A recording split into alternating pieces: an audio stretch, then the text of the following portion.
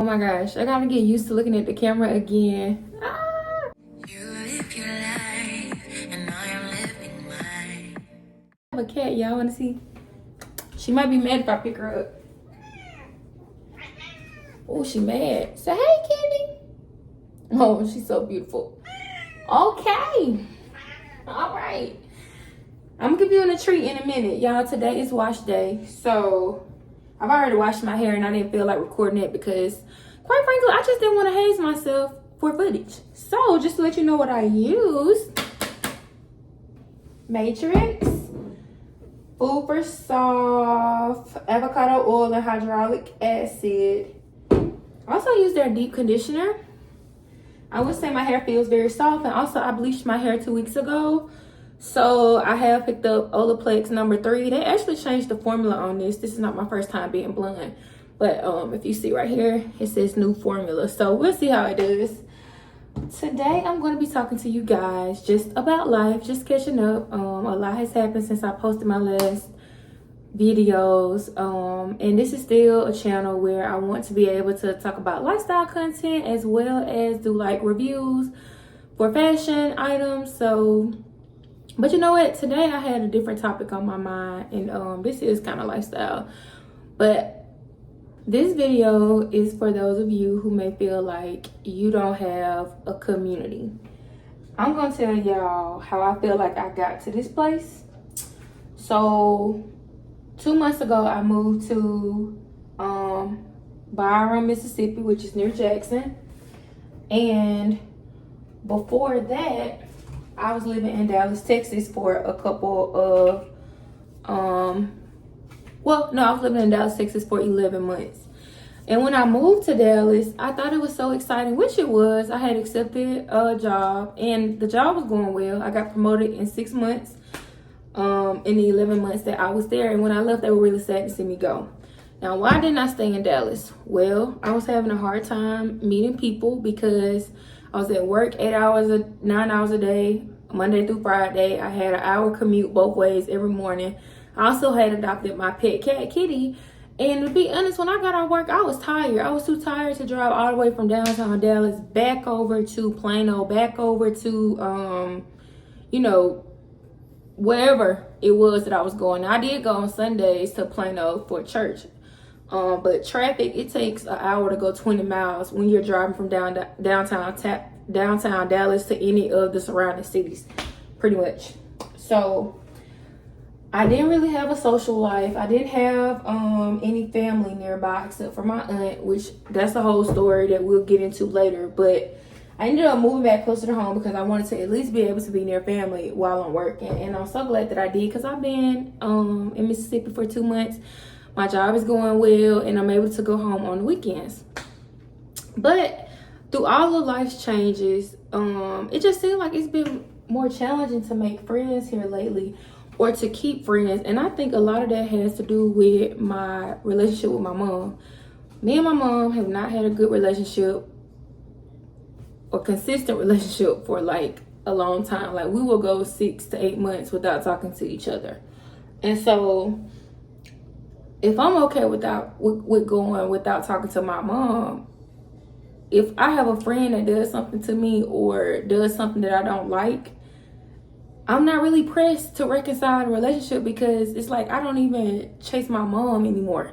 I don't even chase my sisters anymore. So why would I chase you if you did something inconsiderate or if you did something immature or if you keep crossing a boundary? It's just like, okay, we're not friends no more, it's no beef, but I'm not gonna chase after you. Like, whether I block you, you block me, it really don't matter. Like, that's just kind of how I've been handling it. But I'm gonna tell you the downside to that. The downside to being passive when it comes to conflict in relationships is that it's hard to sustain friendships because when something happens, and something's going to happen because we're human and we're imperfect beings, right?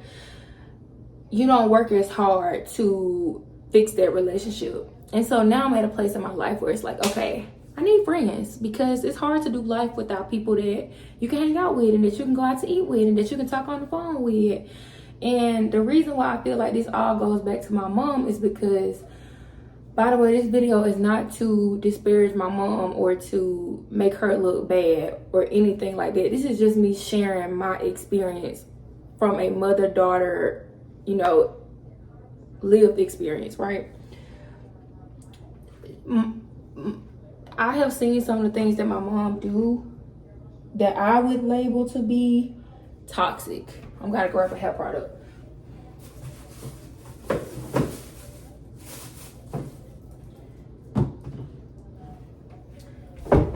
And so what do I mean by that? When it comes to my mom, well, we're gonna go back to when I was little. When I was little, ooh, I didn't shave. When I was little, I feel like me and my mom were okay. But as I got older and like her and my dad started having conflict, things kind of took a left because I felt like my mom would always handle things in a toxic way. And when they started going through their divorce, I had to be a witness in the divorce trial when they were like going for full custody. And I think where our relationship really took a left was when I got on the stand and told the judge that I think my dad would be the more fit parent to raise me and my sisters. Now at this time I was already 16 years old and my sisters were 14 and 12. And it's not that I thought my mom was like some drug addict or like, you know, an abusive mom, but she was not financially responsible. She was not emotionally stable. And she was not a mature person. And this was me as a teenager looking at her behavior and saying, I don't want to be like that. My dad is always present. He's always gonna make sure we have food on the table. He's always gonna make sure we have clothes on our back. He's gonna make sure that we study and we get good grades. Whereas my mom would take the light bill money and go get her hair and her nails done. You know what I'm saying? And I know I'm not the only person that experienced that, having a parent or a caregiver who is not financially responsible. You know, getting food stamps and would go take the food stamps and sell them to people and take that money and get her nails done or do whatever it was that she wanted to do. And then my dad was on a fixed income. He's on disability, so it's not like he just had an excess amount of money if she messed up the bill money. Matter of fact, what really led to their divorce was me and my sisters and my dad were at home on one Saturday and we woke up and the lights were off. He called the electric company and they said that the light bill was 3 months behind and they shut the lights off. And I just remember him being so upset and like almost on the brink of tears. And it would just be that type of stuff like that kind of gave me the last straw. And it's like as the years went on, she never wanted to take accountability. In her mind, she has this revisionist history where she thinks she's the perfect mom. And I think she still to this day is mad or holds some kind of resentment towards me because I didn't side with her when her and my dad were starting to split, because she's brought it up in arguments. So, okay, so we kind of gone over kind of how me and her relationship has broken down. Now, after they got divorced, you know, when I was in college, my mom didn't she didn't support me through college. She never bought me clothes. She never bought me a book. She never sent me money. On my graduation day, she did give me $100 for graduating. And I was appreciative of that. But the 4 years I was in college, she never did anything. But I think part of it was because she was trying to get herself on her feet, because I told her she wasn't financially responsible. So when they got divorced, she was living to and fro, and she started a trucking career, and now she makes a lot of money, and so she's doing a lot better. And I think she's also learned some sense when it comes to her money. But that doesn't mean our relationship, once they got divorced, just was automatically fixed, because I think she holds resentment, and I used to hold resentment towards her for not being the mom that I wanted her to be. Why is any of this important? It kind of goes back to me saying, like, with me and my mom, you know, for 11, 12 years having that ongoing conflict. In the last 5 years, me and her have probably stopped talking to each other at least 4 months out of the year. I'm talking consecutive months. And the way we end up back talking is if it's Christmas time and I give her a gift, or it's her birthday and I send her something. In fact, just recently, she and I had not spoken in 2 or 3 months, because the other reason why me and her don't get along is because she's so inconsiderate, and she never considers my schedule or my time. She doesn't care if it offends me. So a couple months ago when I was in Dallas, I had not seen any family for like 7 or 8 months, and she had a trucking job. She was coming through Dallas. She asked me a couple days before, would you like to meet up for dinner? I said, yeah, that'd be awesome. I was excited, right? I said, what time? She told me 3:30. I said, are you sure? Because I know how she's not a punctual person, and I am a punctual person. So when people are late all the time, which she has a pattern of being, it can upset me. So I didn't want to work my day around her telling me she gonna be somewhere at a time and then she's not. She said, yeah, I'm sure. Yeah, it's the day we supposed to have dinner, right? Wait, I gotta slow down before I forget. Okay, I put the leave-in conditioner. What's next? I did the leave-in conditioner. Oh, I did a spray. Now I want to use this. I used to use this all the time in college. So anyways, it's the day that we supposed to go to dinner. I text her that morning and I said, hey, Mom, I asked my supervisor if I could take off early, and she said yes. I told her I had family coming into town. She said, okay. I said also, a couple hours later, it was around 10 o'clock. I said, if you still need to go to Walmart, I don't mind taking you when I pick you up. Because, in the truck, she can't drive and sit in parking lots. Or, sometimes it's just easier if somebody in the car take her to the store she needs to go, like a Dollar General. She said, okay. I say, okay, so we sent two text exchanges, right? So then it's 2:30 rolls around. I leave my job. I say I'm on the way because it's going to take me 45 minutes to drive across town, even though where she's going to drop a load is only like 15 miles. It's going to take me 45 minutes to get over there. So I text her, I'm leaving, I'm on the way, right? Y'all, why I get there at 3:25 and she responds, I'm not there. I said, okay, so how far away are you? Because I'm thinking, oh, she probably 10, 15 minutes late, or she in there, signing paperwork or whatever. She sends me a screenshot of her being 3.5 hours away.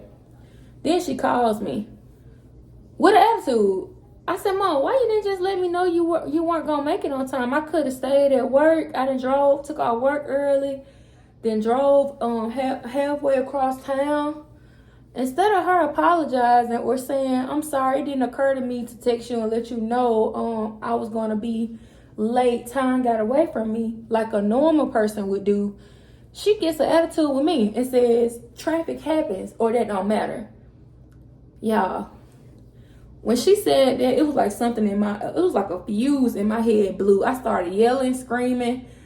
Like, you always do this. You never take accountability. I love work early. I drove across town, wasted my gas money. Mind you, gas at this point is $4 a gallon, right?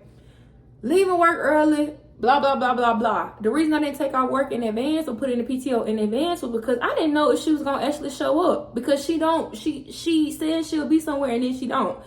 So when I texted the morning of that my manager could let me, off later that day, and she said, okay, I'm like, okay, it's safe to go. So anyways, she hangs up the phone on me. Y'all, I don't call her back. I was mad for a couple days, and then I said, you know what? This is not your fault. She asked you if you wanted to meet for dinner, and then she didn't show up on time and chose not to communicate it to you. So I said, don't be mad. This is how she is. You knew there was a possibility that this would happen before you even made these plans with her. And while, you feel it was wrong, she may have her own feelings. That's okay. But I also said, you know what? I don't want to talk to her because I can't deal with people who are not considerate of my schedule and my time. That is like the most aggravating thing to me. It's like a pet peeve. It's a lot of stuff that I can look over. But this happens all the time with my mom, y'all. This is not no one-off. So it really, really, really upset me.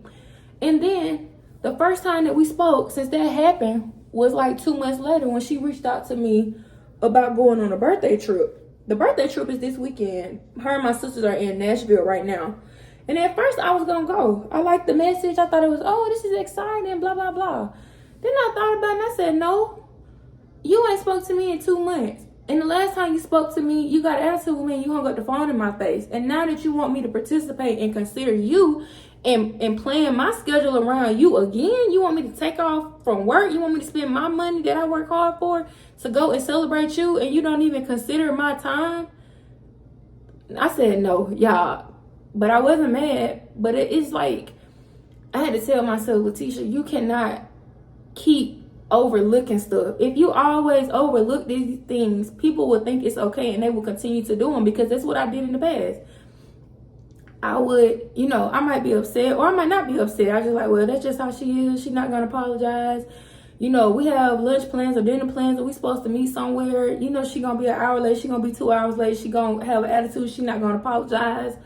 But something about this time was different. And I said, you know what? I'm done. Is that wrong for wanting more for myself, wanting people to treat me with respect? But you know what? Next time they know better. But had I accepted the pickle juice, I would be drinking pickle juice right now. I am not going to excuse that kind of behavior anymore. Not with her and not in my friend group, because it has happened to me so many times and it has made me angry so many times. No. If she asks me to do something with her, if I feel like it, I'll do it. But if I got plans already, or if I don't want to rearrange my schedule or inconvenience myself, it's a hard no. And so when this time came around, her sister was talking about her birthday trip, and she reached out to me because I left the group chat. She was like, you coming to the Nashville trip? You left the group chat. I said, no, I'm not going to be able to go, but I hope y'all have fun. I know how much you love Nashville. And I genuinely meant that. And she said, okay. Then the next day she texted me and said, call me. Why am I calling you? Last time we spoke, you hung up the phone on me. So if you want to talk to me, you need to pick up the phone and call me. Don't text me and tell me to call you. But she don't want to do that because she got too much pride and because she knows she was wrong. So I said, hey, Mom, I'm busy at the moment. Do you need some? She said, oh, okay. No, I don't need anything. And I didn't hear from her again. Now, Thursday was her birthday. I sent her $50 and I said, happy birthday, Mom. She said, thank you. And you know what? And that's good enough for me. So after hearing all of that, you can kind of see how that can kind of spill over into my friendship groups. Because when people do things like that, like not being punctual or not being considerate or, getting an attitude when they in the wrong, I handle it the same way that I handle things with my mom. And I used to not be like that. I used to sit down with the person and say, hey, this makes me feel this way, or this causes this to happen. And I would try to, reconcile the relationship and try to get a person the benefit of the doubt. In college, I used to do this all the time. And now I'm at a point where I'm like, no, you know what? I don't like that behavior and I don't have to tolerate it. So it's fine. We don't have to be friends. If I see you though, I'm gonna ask how you doing. It's all love, but I'm not running you down. You know what you did. If you didn't do anything, maybe you didn't do anything. Maybe I just don't like who you are. Maybe I just don't want to be around you. Maybe I just don't want to accept that in my friendships. That's my right. I have a right to protect myself. I have a right to protect my peace. I have a right to consider my own emotions. I don't always have to put somebody else's feelings ahead of mine, and that's what I had to teach myself. Now, am I saying that I handle conflict the right way with my mom? I'm not saying that, because to be honest, the best thing to do.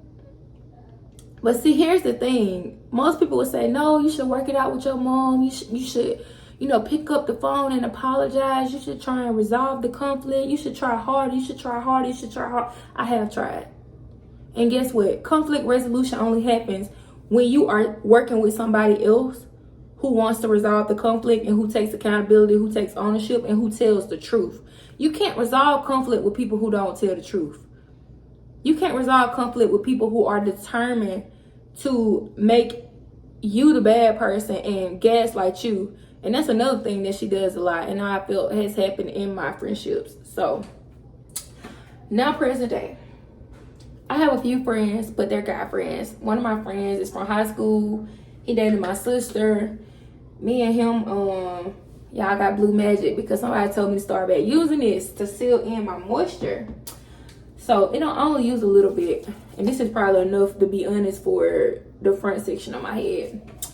So now I have a couple guy friends. Matter of fact, one of my guy friends, Trevion, texted me last night and we were catching up. Me and him, he's a good friend through thick and thin. That's somebody that's been there for me when I needed somebody, like when I didn't have somewhere to stay, or, you know, when I needed somebody to help me move, or when I wanted to go out and celebrate my birthday. Trevion has always been there. And then I have another guy friend. Now, this is strictly platonic, okay? Both of these friends. But it's like now, it's like, okay, I'm ready to have friends who are girls again, because I want to be able to talk on the phone with somebody. I want to be able to go out, have a kiki. I want somebody to be able to take my pictures and me take their pictures, and then like we pose, and you know, it's a good time. We have memories. I want to be able to do those things, but I feel on one hand, well, if you reached out to people that you're not friends with no more and tried to reconcile them relationships, you wouldn't have to start all the way over. But the problem with that is I don't care to reconcile those relationships. I want new friends. Is that bad? Because the people I'm not friends with no more, there's a reason why we not friends. You know, it really is. I had one friend who, this was a guy, gay. Nothing wrong with it. I'm just giving you some context. He would always find time to go out to the club with his friends who were girls to go drink. He would always find time to go on a trip, go here and there. One time, me and him planned a trip, and I put down a deposit, and then he told me he couldn't go anymore. So I asked him for the money. Could he reimburse me for the money I put down on my deposit, on the deposit? And he stopped talking to me. And I thought that was so weird. I'm like, you agreed to go on a trip with me. You canceling on me because you're going to go on a trip with your friends. And all I'm asking is for you to reimburse me for the money I put down on the deposit. And you start acting funny towards me. Blocked. If I saw him today, I would speak. It'd be nice. But we could never be friends again. I have another friend. She and I met in college. We went to homecoming. Maybe it was a year ago. No, 2 years ago. Everything. Again, I'm a punctual person. We went to the game late because of her. We was at the concert late because of her. When we didn't stay inside the game the whole time because she wanted to walk around the tailgate and could see who I guess, you know, like see people and catch up. She didn't see anybody that she really knew. I saw people I knew, but I felt like she was kind of rushing me, you know, through being able to catch up with people. And then we were at the concert. You know, the performer was about to come on the stage, and I wanted to get back in the stage, and she wanted to stay out and take pictures. It's like, why did you wait until right before the performer is going to come out to want to take pictures? I'm like, we can take, I didn't say that to her, but I think I took her pictures. I was like, we can take them later. Anyways, that whole trip, just, the way she behaved to me was just immature. So anywho, I hadn't spoken to her since then. And if I saw her today, I would say, hello, how you been? But it don't mean that I want to rekindle a friendship. I guess what I'm saying is I just have a shorter tolerance for people who are not considerate of my time. They're not considerate of my feelings, not considerate of my emotions. They toxic or immature. And all of that stems back to my relationship with my mom. And the way that I resolve conflict with her is kind of how I do it with friendships. But I'm like, either you got to change the way you handle conflict in your friendships, and or you got to start making new friends. But it's like, if you don't learn how to handle these conflicts in a healthy way, you'll end back up in the same spot. So what's the point of me telling all of y'all this? If you are in a place like me and you feel like, okay, I want to have a community, for some reason I no longer have the same friends that I used to have, and you want to figure out why that might be, I would say maybe look at how you handle conflict and relationships in other areas of your life, and you may find like some sort of parallel. That's what I've done. Now, as far as what to do about it, I ain't figured it out yet. I guess I gotta pray on it. Or I gotta get some advice from my mentors on it. They probably tell me to pray and turn the other cheek. I would rather walk away. But the truth is, you can't always do that. If you want to be in community and relationship with people, sometimes you really do have to turn the other cheek. I'm not saying to tolerate abuse, but sometimes you really do have to overlook the offense. I guess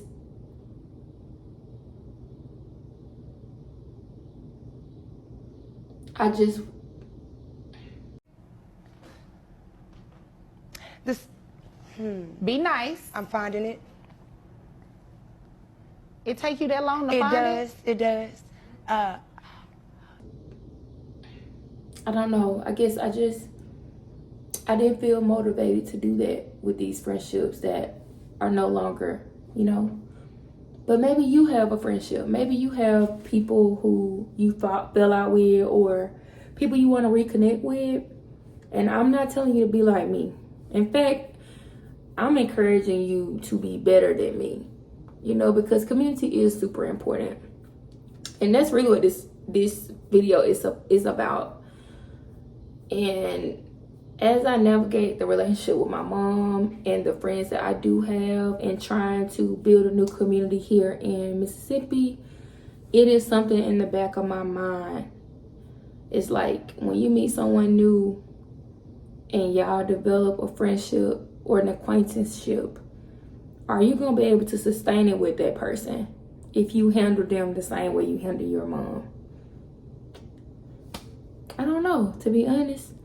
But before you get in the same place I'm in, I would just say, if you care about the person and there's a conflict, pray on it, seek out advice and wise counsel. But as for me, I'm just in a different part of my life. And so we're going to see where it goes. This is the Delectables, y'all. These are basically like, think of it as like a delicacy. Like how grown folks like to eat turtles. This her version of turtles.